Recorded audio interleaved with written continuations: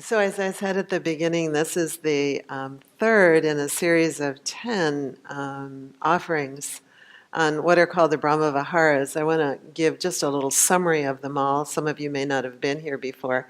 It's a wonderful month, isn't it? So not only do we get 2 offerings, one on the second, Susan gave a wonderful introduction to all of them on the very first Tuesday, and then another talk on the second Tuesday about loving kindness, and then we get Sharon Salzberg, who is the loving kindness queen, on the third Tuesday, and this week we get a week of practice together. So it's a in-depth, wonderful loving kindness month, which is the first of the Brahma Viharas, these what are called divine abodes or divine qualities. And all of them are considered to be qualities of our own hearts and minds. And that the difficulty is that these qualities get obscured by all sorts of thoughts and emotions and constrictions and memories and plans and past experiences. And so the quality is a quality that's inherent in our being. And our practice is really like priming the pump, is like really kind of cultivating the remembrance and the activation of these qualities. So the first month, the first Brahma Vihara is the one of is loving kindness. The second, and the sometimes it can be a little confusing about what exactly loving kindness is, and there are some teachings that talk about that both the near and the far enemies of each of these qualities. And the near or the far enemy of loving kindness is hatred. The opposite, if you will, of loving kindness is hatred.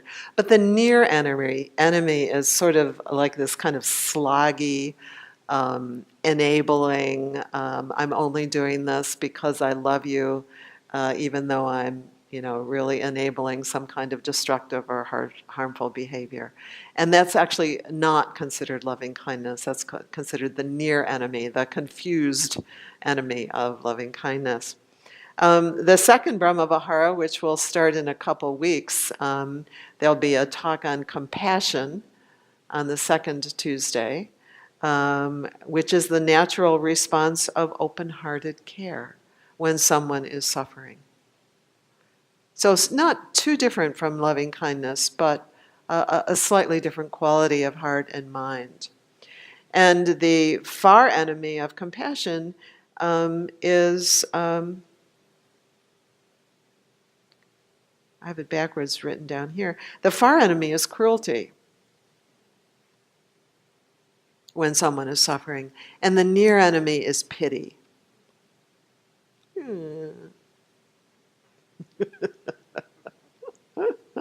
You poor little thing, which is different from really an open-hearted compassion.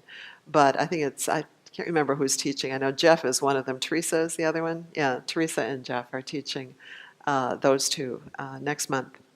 The third is sympathetic joy, the natural response of happiness when we encounter happiness in others, especially spiritual accomplishment or spiritual happiness or other kinds of accomplishment. But the sympathetic joy, that kind of, cavelling, I think the Jewish word, is, the kind of delight in other people's goodness or good fortune. And the far enemy is resentment. And the near enemy is, oddly enough, exuberance, this kind of, hysteria. And the fourth Brahma Vihara is equanimity, even-mindedness. It's not to be confused with indifference or apathy. It's a sensitive acceptance that life constantly changes, including an acceptance of suffering that is beyond our ability to alter it, of causes and conditions that are beyond our control, equanimity, that we're not destroyed by difficulties. The far enemy is craving or clinging, that kind of, and we kind of know that place, that kind of suffering of insisting that life work out on our own terms. And the near enemy is indifference. So there'll be more about each of those as we go forward. But again, they're all these qualities, loving kindness, compassion, sympathetic joy, and equanimity, are considered to be inherent in our own hearts and minds. So we're just cultivating the capacity to activate those. And so tonight we wanted to do a second session each month that's more of a practice session. So I'm going to invite you into some practice in a little bit.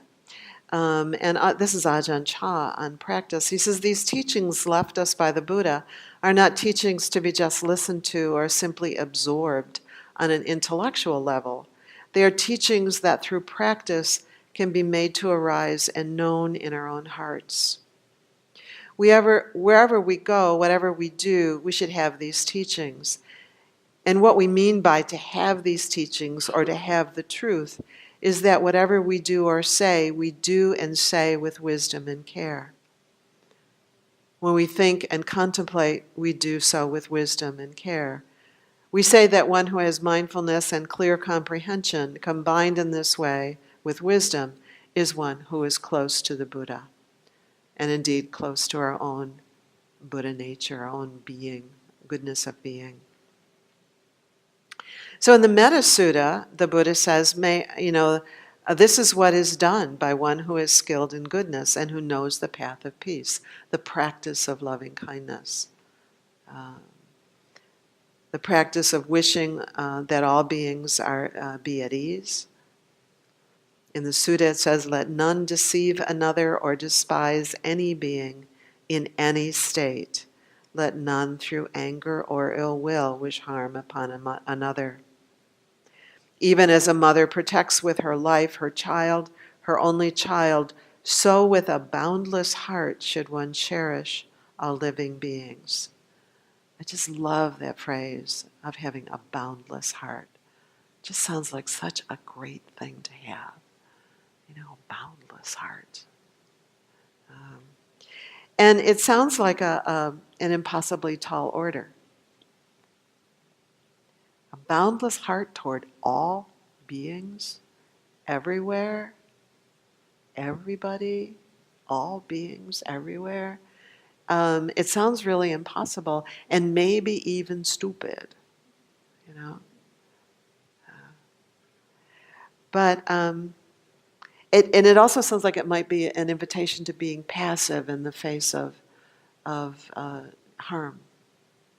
And that's not how it is intended at all. So that the invitation is to keep inquiring into this quality of loving kindness and to see how it can open our hearts and really invite healing for all beings.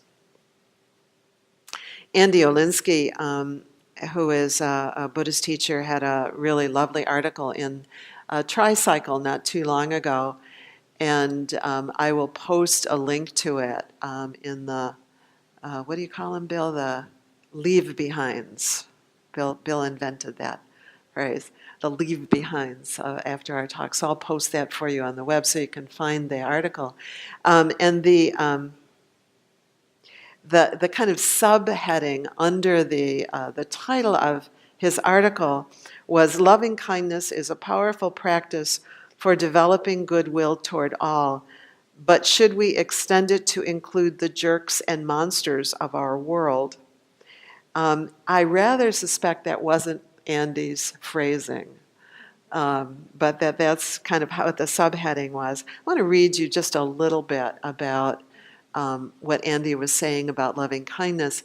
And basically, the bottom line for him is he's saying that loving kindness, the practice of loving kindness, isn't about them.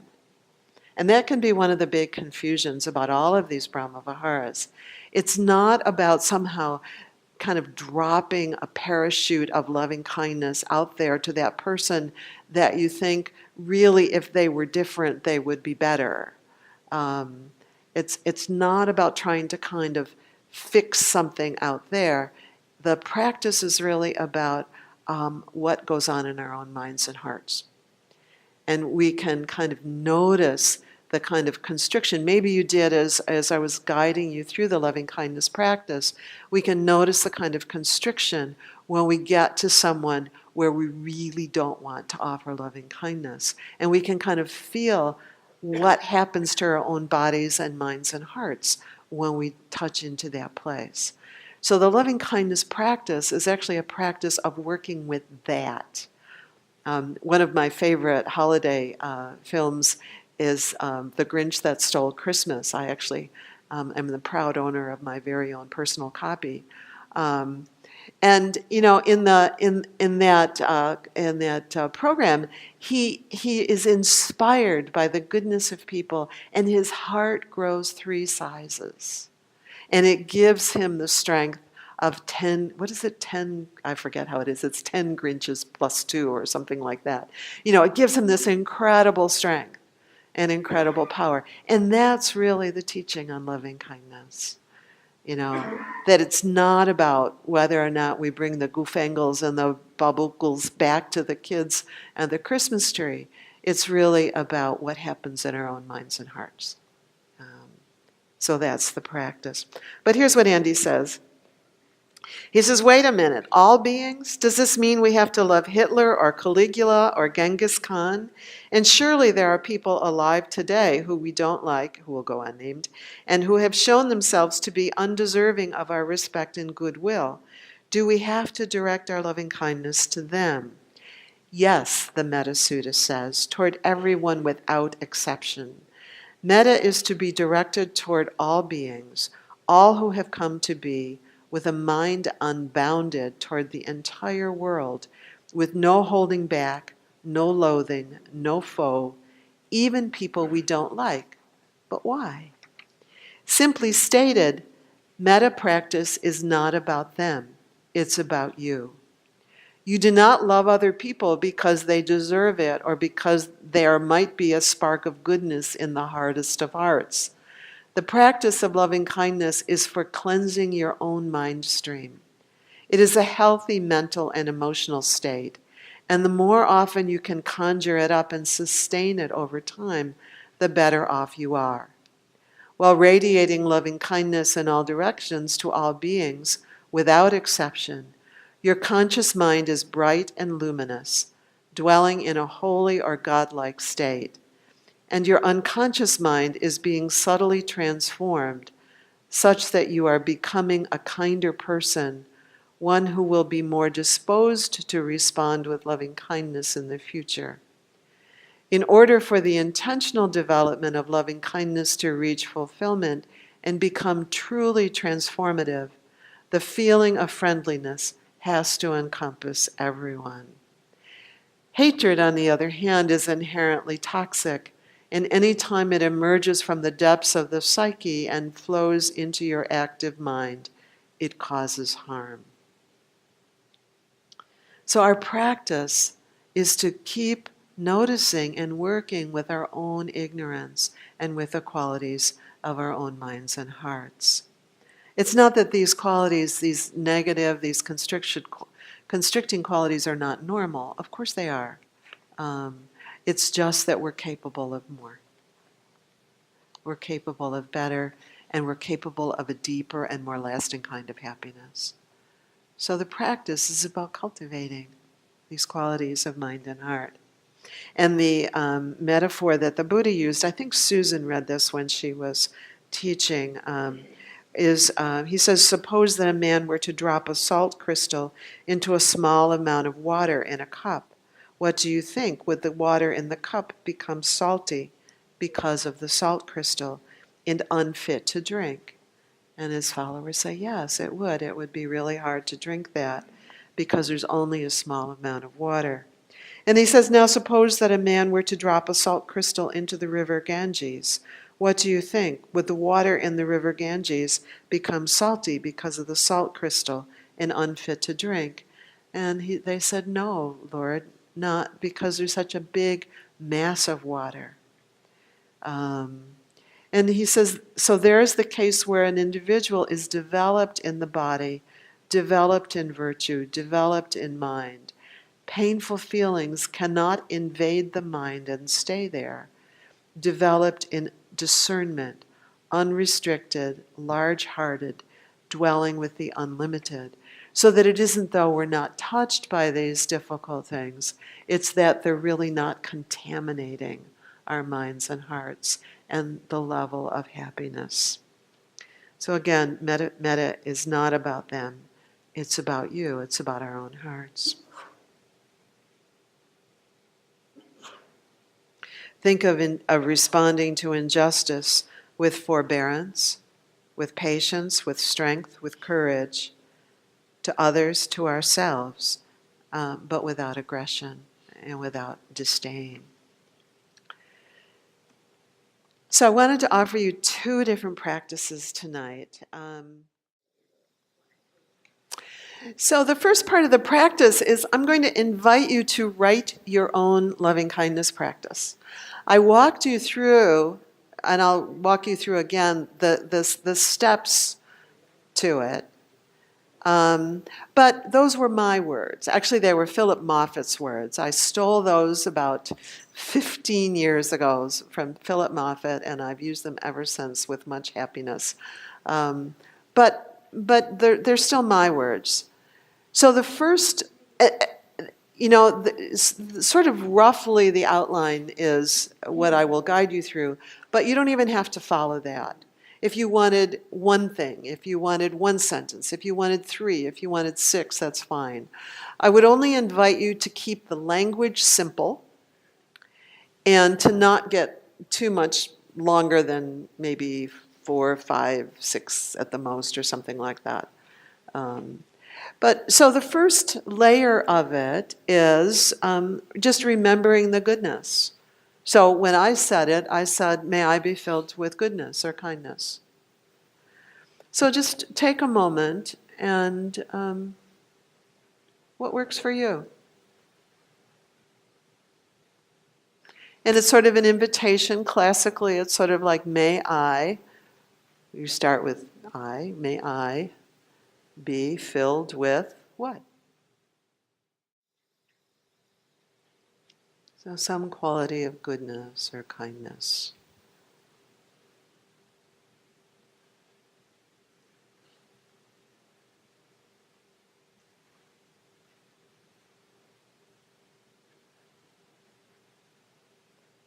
That speaks to you and that kind of makes your heart happy. What's a word that makes your heart happy?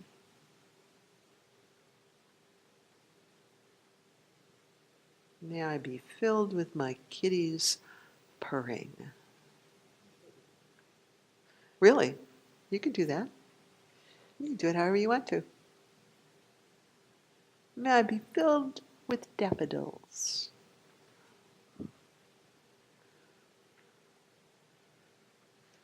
May I be filled with raspberries.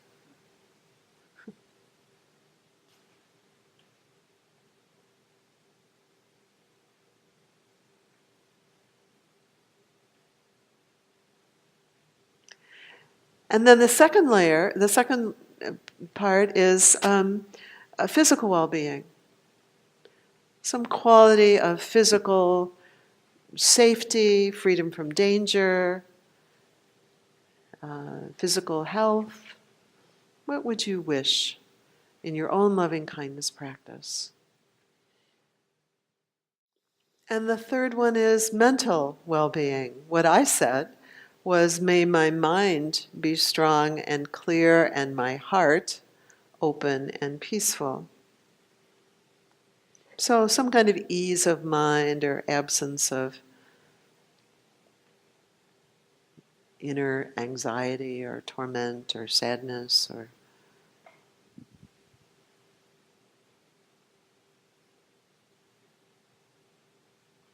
may I be okay.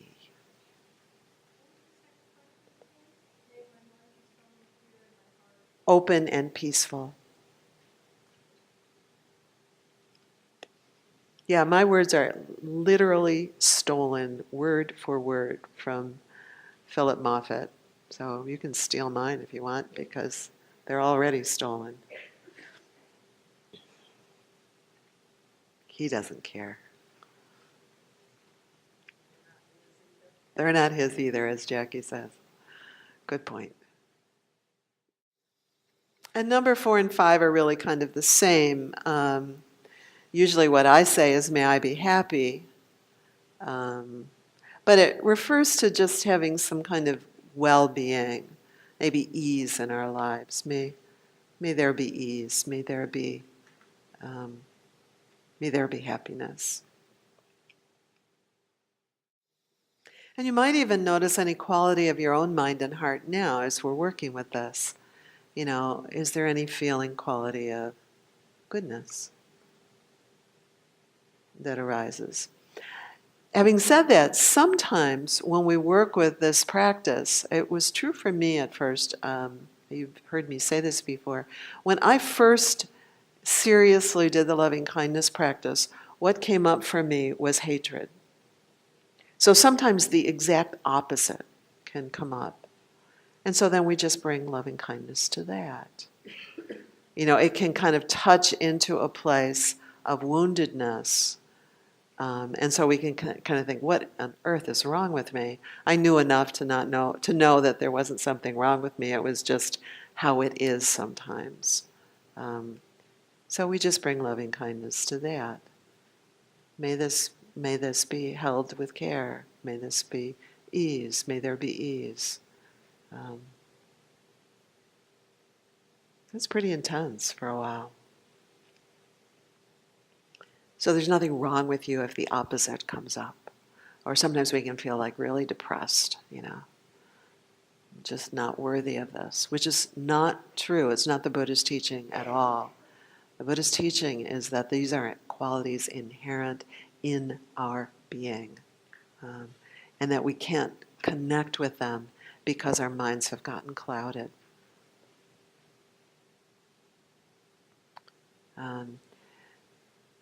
So even if it's just something simple like, may I have a nice cup of tea, you know, that's fine. If it's very, very simple, okay? And now I'd like to read to you, I put it at the top, but I want to remind you, Ayakima says, first one hears, then we might remember the teachings. Then how am I going to do this? If this step doesn't happen, no matter how many books or understandings, or how many wonderful talks, or how many times Sharon Salzberg comes and gives this incredibly sweet and wonderful talk, no matter how many times we hear this, it won't help anything. If the step of taking this practice and making it your own doesn't happen, it won't nourish you. So it's a path. It takes time. One also knows that one's own inner being is changing as one recalls how in the past certain things would have been upsetting, anger, sadness, worry, now not so much. I've told you many times the story about the Dalai Lama who says, when I look back over the years, you know, I see that I'm not as angry as I was. You know, I'm happier. So if the step of making this your own doesn't happen, you might as well have stayed home tonight eating popcorn. So really, an invitation to make it your own. And now I have another invitation. As I was thinking about, you know, how to make this practice, I was remembering a poem that Alan Bass wrote years ago. And it's a prayer for peace. Some of you may know it. It's quite long. And I made copies for you because I'm going to invite you to do something with it. So where's Judy and Jeff? Yeah, here you go. And while they're passing it out, I'm going to read it to you. because I'm going to invite us to make a loving kindness prayer together that we can publish, if you will, that we can publish on our website, and that is sort of along these lines. And I'll tell you how I'm imagining you might do it in the meantime. But she's talking about praying for peace, and I am going to invite us into loving kindness. She says, pray to whoever you kneel down to, Jesus nailed to his wooden or marble or plastic cross, his suffering face bent to kiss you, Buddha still under the bo tree in scorching heat, Adonai, Allah, raise your arms to Mary that she may lay her palm on our brows, to Shekinah, Queen of heaven and earth, to Inanna in her stripped descent, Hank or Wolf or the great whale record keeper of time before, time now, time ahead, pray. Bow down to terriers and shepherds and Siamese cats, fields of artichokes and elegant strawberries. Pray to the bus driver who takes you to work. And here I think about, loving kindness to the bus driver who takes you to work. I've actually practiced with this as I go through this. I practice with this sometimes during the day, and I'll go to the grocery store and, loving kindness to the person in the produce aisle, or loving kindness to the guy who's filling the garlic, or loving kindness to the clerk, or loving kindness to that guy who stopped and let me pass to go to my car. This kind of continual offering of, may you be filled with loving kindness. So I'm going to invite us, as I'll read the rest to you, but I'm going to invite us to kind of make a loving kindness prayer together that we can maybe publish together on our website. I'll tell you how. So pray to the bus driver who takes you to work. Pray on the bus. Pray for everyone riding that bus, and for everyone riding buses all over the world. Sometimes when I'm walking, I think, may all beings who are walking be happy. May all beings who are taking out the garbage right now be happy. May my garbage collector be happy. If you haven't been on a bus in a long time, climb the few steps, drop some silver, and pray. Waiting in line for the movies, for the ATM, for your latte and croissant, offer your plea. Make your eating and drinking a supplication. Make your slicing of carrots a holy act. Each translucent layer of the onion a deeper prayer. Make the brushing of your hair a prayer, every strand its own voice, singing in the choir on your head. As you wash your face, the water slipping through your fingers, a prayer, water, softest thing on earth, gentleness that wears away rock. May the people in South Africa have water. Making love, of course, is already a prayer. Skin and open mouths worshiping that skin, the fragile case we are poured into, each caress a season of peace. If you're hungry, pray. If you're tired, pray to Gandhi and Doris Day, Shakespeare, Sappho, Sojourner Truth. Pray to the angels and the ghost of your grandfather. When you walk to your car, to the mailbox, to the video store, let each step be a prayer that we all keep our legs, that we do not blow off anyone else's legs or crush their skulls. And if you are riding on a bicycle or a skateboard in a wheelchair, each revolution of the wheels, a prayer that as the earth revolves, we will do less harm, less harm, less harm. And as you work, typing with a new manicure, I love this one, a tiny palm tree painted on one pearlescent nail, or delivering soda, or drawing good blood into rubber-capped vials, writing on a blackboard with yellow chalk, twirling pizzas, pray for peace. With each breath in, take in the faith of those who have believed when belief seemed foolish, who persevered. With each breath out, cherish. Pull weeds for peace, turn over in your sleep for peace, feed the birds for peace, each shiny seed that spills onto the earth another second of peace. Wash your dishes, call your mother, drink wine. Shovel leaves or snow or trash from your sidewalk, make a path. Fold a photo of a dead child around your Visa card. Gnaw your crust of prayer, scoop your prayer water from the gutter. mumble along like a crazy person, stumbling your prayer through the streets. So here's my invitation to you. We only have a few minutes left. We have about 7 minutes, but it's enough to start anyway. I'm going to invite you to turn to somebody near to you and together translate some of this into a loving kindness prayer.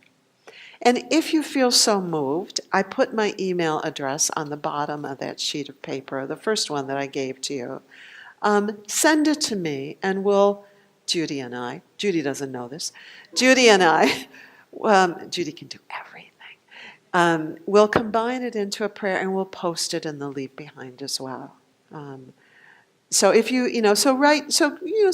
play with it a little bit with your neighbor. Make a prayer, a loving kindness prayer that's a bit of a play and a bit of play like this poem. Write something down. And if you want to do it later and send it to me, let me think. What's today? Tuesday? What do you think, Judy? By Friday. Friday's good. Send it to me by Friday. And then we'll, if we get enough, if we don't get any, then we won't do anything. I'll just pet my kitty. And I'm very fond of my kitty these days. But if you send us some, we'll put them together. So take some moments, but do it with a friend. Do it with somebody next to you. Make a prayer, a loving kindness prayer.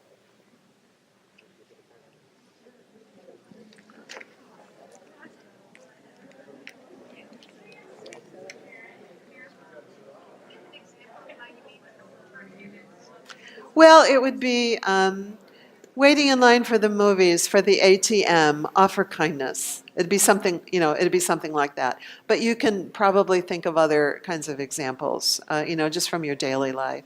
I do it sometimes when I'm washing the dishes, may all beings be free from sticky goop that sticks on them that covers up loving kindness.